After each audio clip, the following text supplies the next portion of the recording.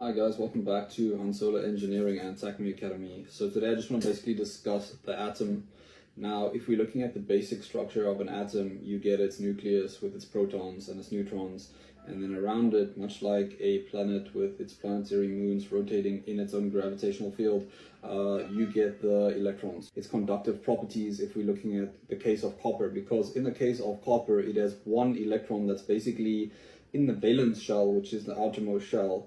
And when you basically have copper solid, also called CuS, you have the sea of electrons that's basically has no valence gap. It has a 0 electron volt valence gap.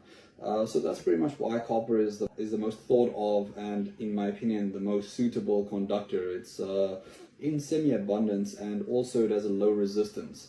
And then if you're looking, of course, at a semiconductor and an insulator, the valence gap would be way bigger. For instance, the one with the conductor would be non-existent pretty much. The one with the semiconductor would be a bit broader, and then the one that is an insulator has just insulation properties. It has a super broad band gap. So yes, these things have to be noted and understood for getting that really base fundamental understanding of electricity, how it works on an atomic level, and of course how the battery works in the previous video, because in the previous video we did a Daniell cell that basically has zinc and copper, and zinc sulfate, copper sulfate, and a salt bridge.